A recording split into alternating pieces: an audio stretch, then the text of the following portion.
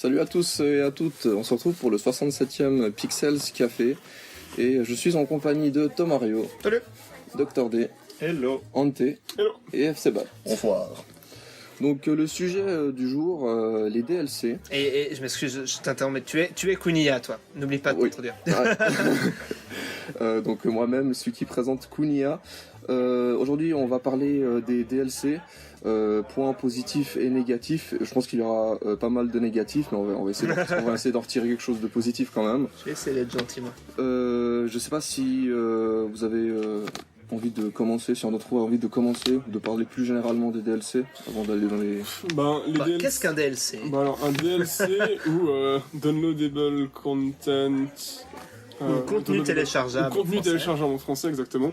Et, comme son nom l'indique, du contenu téléchargeable supplémentaire sous réserve d'une taxe.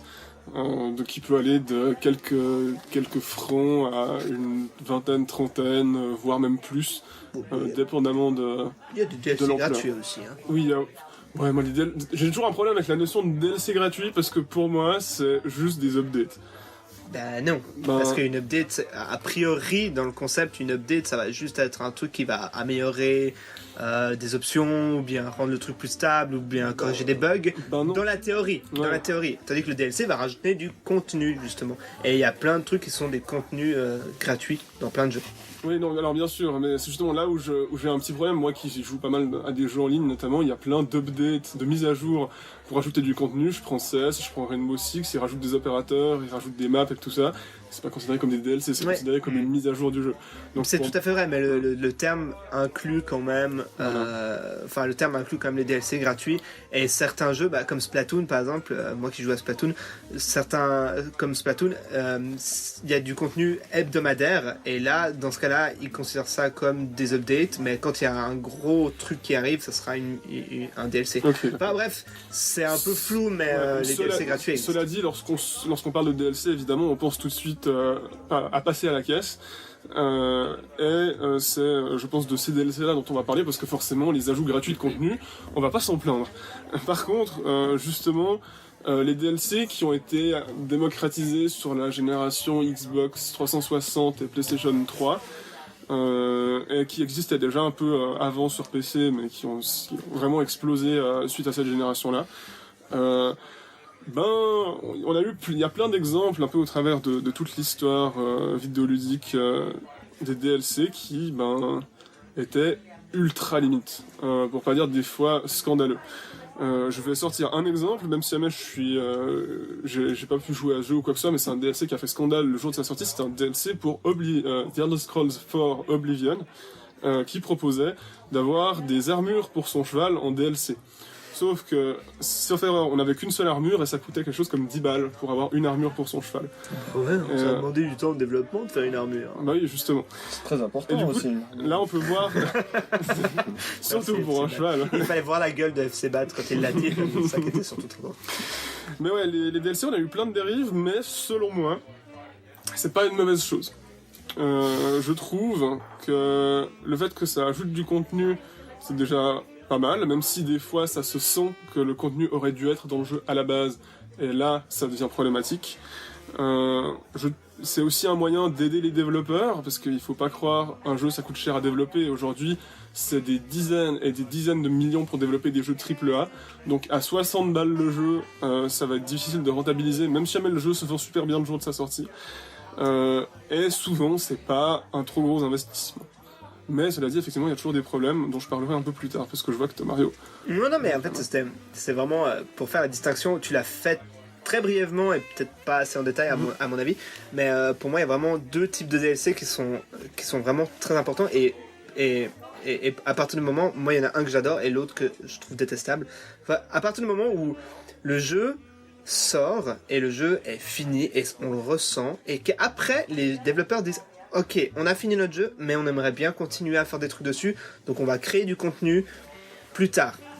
Là, aucun souci, vous me faites débourser autant d'argent que vous voulez si le contenu est de bonne qualité et si en effet j'ai compris que le jeu à la base il était terminé et puis qu'il n'est pas sorti à moitié fini, aucun souci.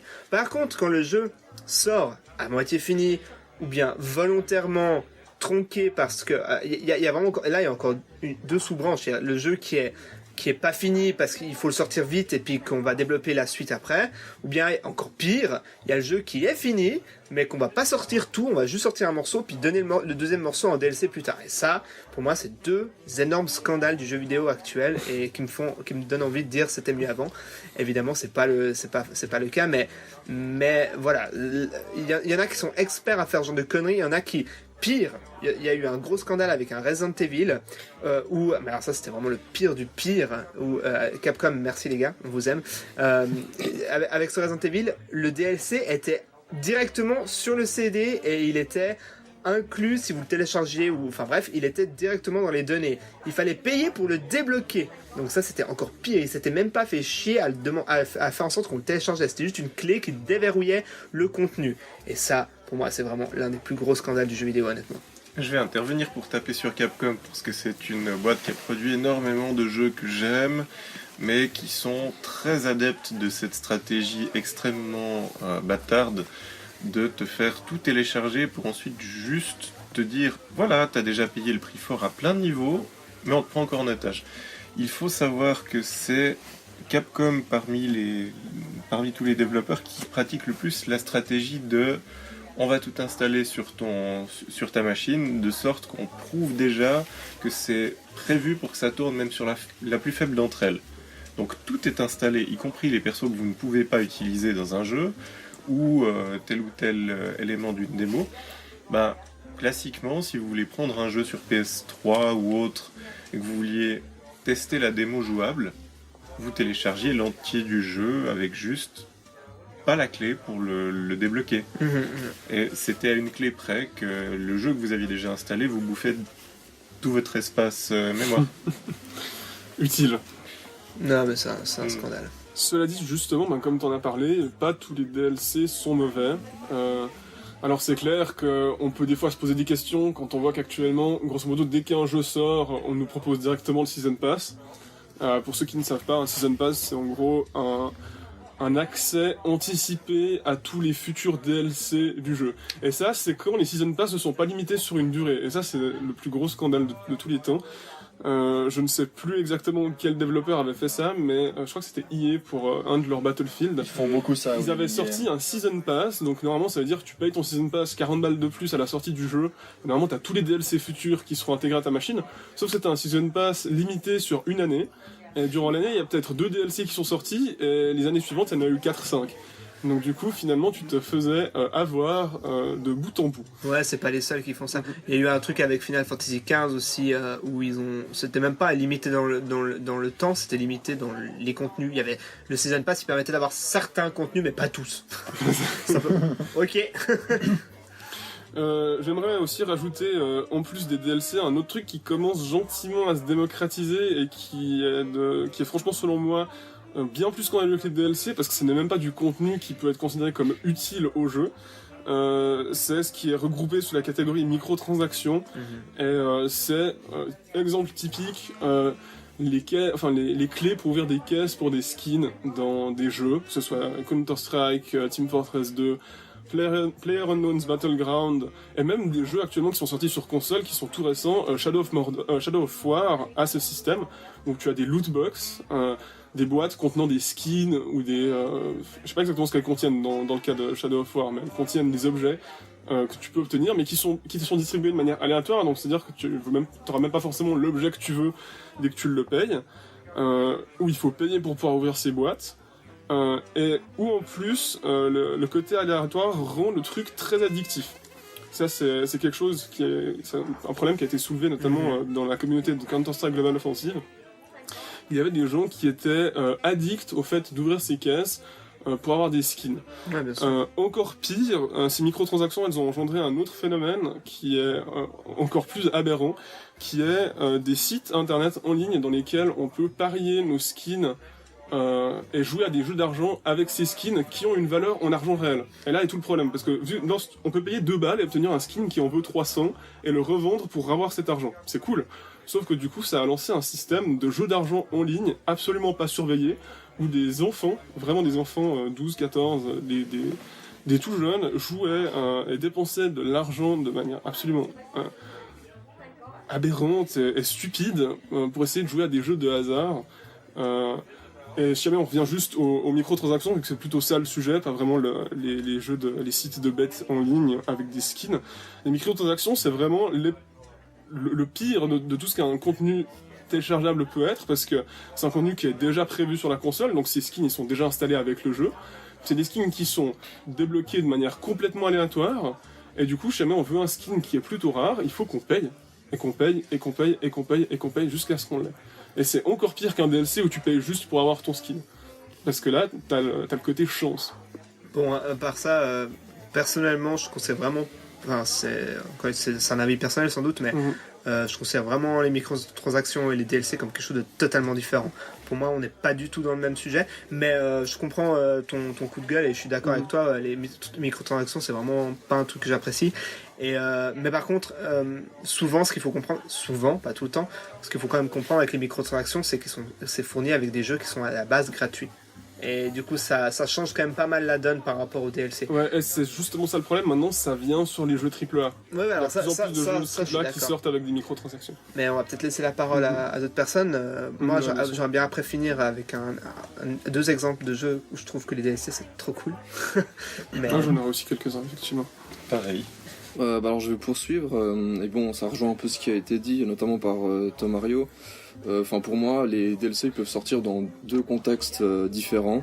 J'appellerais, le premier contexte, le contexte positif, où en fait le contenu de base du jeu est suffisant et très apprécié. Et en fait, on nous propose une extension pour permettre aux vrais fans, entre guillemets, de montrer leur fidélité. Et comme ça, tout le monde est content.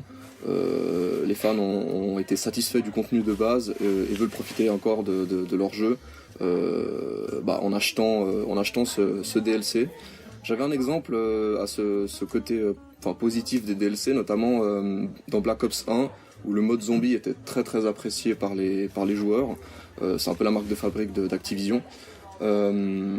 Et du coup, il proposait en fait des DLC avec plusieurs maps zombies.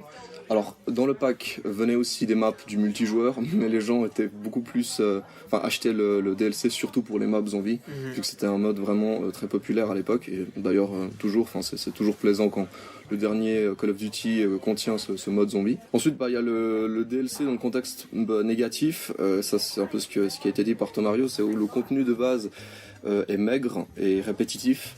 Où on voit très bien que ce qui est proposé ne va pas du tout satisfaire les envies, les besoins des joueurs. Et en fait, les extensions ici sont là pour en fait redonner de la vie au jeu, parce que donc la vie de base était évidemment beaucoup trop courte, et les développeurs le savent très bien. Et là, j'ai un autre exemple qui est celui de Destiny. Alors Destiny, pour moi, c'est un jeu que j'ai beaucoup apprécié le jeu graphiquement. C'est très plaisant de jouer en coop, à descendre des monstres pendant 15 minutes, à être coordonné, etc. Donc c'est assez kiffant de jouer en escouade. Et par contre, évidemment, une fois qu'on a fait les 2-3 planètes, qu'on a vu les divers paysages qu'il y avait, qu'on a fait la rencontre des monstres sur chacune de ces planètes, on est un peu bloqué en fait, et on se dit que on aimerait bien connaître un peu ce qu'il y a sur d'autres planètes, et on se sent en fait obligé quelque part d'avoir ces DLC si vraiment on aime le jeu, et du coup ça nous oblige à payer en fait 20 balles pour une ou deux planètes de plus, et puis sans parler évidemment des armes et des armures qui peuvent être uniquement débloquées par le biais de ces DLC, quoi. Oui, alors moi je voulais revenir sur un point assez intéressant rétrospectivement, donc c'est sans vraiment faire de jugement de valeur, mais c'est l'avènement des DLC, ou en tout cas leur apparition, comme tu as dit, comme tu as dit Ante, sur la génération Xbox 360, ça nous montrait un peu la voie qu'allait prendre le jeu vidéo, notamment la digitalisation, le fait que de plus en plus de jeux, ou en tout cas de contenu allait être téléchargé, hein. Et du coup, effectivement, comme quand à l'époque des extensions ou des choses comme ça sortait en support physique, c'était plus difficile de proposer quelque chose d'assez maigre et puis que les gens vraiment aillent acheter une boîte. Et aussi, je pense, le coût de production d'une boîte pour une simple armure de cheval, ça aurait été un peu compliqué. Donc, évidemment, après, ça a apporté des dérives, comme vous en avez très bien donné des exemples, mais c'était aussi, à mon avis, enfin, je pense que c'était une évolution qui, de toute façon, allait se faire un jour. Et voilà, après, l'aspect mercantile, ça se trouve partout. Et puis, cela dit, je pense que même si jamais je reproche beaucoup, à beaucoup de jeux leur DLC parce que je ne les trouve pas pertinents, il faut laisser je comprends quand même la raison pour laquelle les développeurs sortent des DLC, au-delà évidemment de vouloir se faire plus de fric, qui est quand même un peu l'atout principal, enfin l'intérêt principal. C'est aussi parce que actuellement, alors en tout cas aux États-Unis, chez nous, on a eu les problèmes de l'import qui à la base faisait que les jeux étaient très très chers, puis maintenant ils sont à peu près au prix du reste du monde. Mais aux États-Unis, ça fait à peu près 15-20 ans que les jeux sont grosso modo au même prix d'environ $60. Et en fait, ce qui se passe, c'est que les prix n'ont pas changé, mais les coûts de production ont explosé.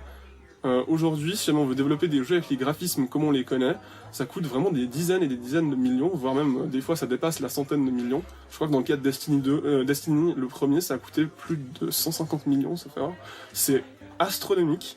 Et du coup, en fait, les développeurs se servent des DLC et de ce genre de contenu après coup supplémentaire que des fois ils planifient même à l'avance pour pouvoir en fait rentabiliser le jeu, parce que si jamais un jeu qui a coûté 150 millions, non seulement ne se vend pas forcément beaucoup, mais en plus n'a rien pour essayer de se rembourser en plus, les compagnies qu'on connaît actuellement seraient en faillite. Alors ça n'excuse pas les dérives que l'on connaît, mais je pense qu'il faut aussi comprendre un peu cette partie de l'industrie, et puis pas simplement dire les DLC c'est nul, pourquoi est-ce qu'ils font ça, parce que les jeux coûtent de plus en plus cher à produire, parce que la demande populaire, c'est d'avoir des jeux qui sont réalistes graphiquement, qui durent possible. La demande populaire, t'as qu'à regarder FIFA, Call of Duty et tout ça, c'est des jeux quand même qui se vendent. Si jamais j'ai plus. fait un signe un peu, je suis sceptique, c'est pour ça qu'il répond. Mais justement parce que les jeux qui se vendent. Je ne suis pas d'accord quand même, mais la demande plus... populaire d'un côté de la population, mais c'est pas une majorité. C'est pas l'unanimité. Non, c'est pas l'unanimité. J'ai dit une grande partie, pas tout le monde. Ouais, mais parce que c'est sans doute une majorité, mais à mon avis, c'est pas une majorité écrasante. C'est quand même une grande majorité, étant donné que tu compares les ventes de jeux Nintendo et autres aux autres, comme FIFA, Call of Duty ou comme ça, ce n'est pas comparable. Alors j'ai encore vérifié il y a 3 jours les les meilleures ventes de jeux, à part Call of Duty qui est toujours placé à un très haut niveau. C'est toujours entrecoupé de jeux Nintendo. Oui, les ventes dans le moment. Les ventes dans le moment. Non, je te parle de ventes mondiales. J'ai encore vérifié il y a 3 jours. Je voulais troller un de mes élèves qui disait que la Xbox One était une bonne console. Mais et du coup, j'ai un peu montré les ventes de consoles d'abord, puis après j'ai montré les ventes de jeux. Et je peux t'assurer que les ventes totales de jeux, il y a toujours les Call of Duty qui sont super bien placés. Mais à part ça, il y a toujours il y a des New Super Mario Bros, il y a des Mario Kart, il y a des trucs comme ça qui sont super bien classés aussi. Donc c'est pour ça que je dis c'est une majorité. La demande populaire elle est majoritaire certes, mais c'est pas écrasant comme on pourrait le penser. Bref, donc, dans tous les cas, ça demande aux développeurs évidemment cette demande qui est forte de la part de ce groupe de personnes. La demande est très forte d'avoir ce genre de jeux qui sont beaux.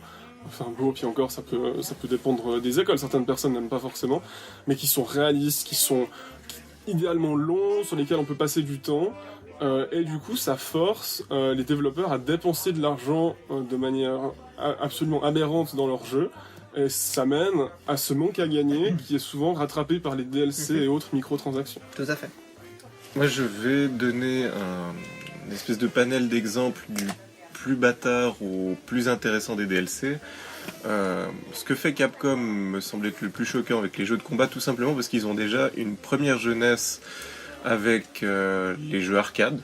Donc, déjà ça finance complètement la firme qui est elle-même financée par d'autres marques, en l'occurrence Marvel souvent. Entre deux, on va trouver le cas moyennement bâtard de Smash Bros. Smash Bros, il y a un certain nombre de personnages qui sont complètement inédits, parfaitement acceptables. En revanche... Même si beaucoup de personnes pensent qu'ils sont trop chers, moi je suis pas d'accord personnellement. Enfin, je suis d'accord avec toi du coup. En revanche, c'est quand même... c'est un peu plus bâtard de nous ressortir des Roy, des NES ou autres persos analogues ouais, enfin en l'occurrence c'était Lucas, qui qui était déjà sous la main en termes de programmation. Là, ça marche pas. Mais je veux juste quand même tirer mon chapeau 2 secondes pour 2 types de jeux. Moi, j'ai beaucoup aimé les Arkham. Les DLC sont clairement additionnels et où on voit qu'ils avaient envie de juste en faire un peu plus avec l'univers qu'ils avaient créé. Et par contre, le vrai bel exemple, on ne nous demande pas d'argent pour quoi que ce soit, c'est Shovel Knight, où en fait on a acheté le jeu de base et où on en a pour l'instant 3 mais bientôt 4 pour le prix d'un. Et ça c'est assez formidable comme type de DLC. Indépendant, ouais. Puis toujours par rapport à Nintendo, sur Mario Kart 8, le jeu d'origine, je trouve incroyable, ça c'est vraiment le typique l'exemple du bon DLC à mon avis. Le jeu de base est déjà l'un des plus grands et des plus fournis en termes de contenu de tous les Mario Kart. Et ils arrivent encore à vous rajouter ce qui correspond à la moitié du jeu en plus. Donc on a un jeu 1,5 et c'est hallucinant. Et le DLC était même pas spécialement cher, il était je crois 20 ou 25 francs, un truc comme ça. Et ça vous rajoutait 16 courses qui représentent un contenu monumental. Malheureusement on va devoir clore le débat parce qu'on arrive à la fin. Du coup, on le dit pas souvent, mais n'hésitez pas à partager vos avis dans la barre des commentaires, c'est aussi fait pour ça.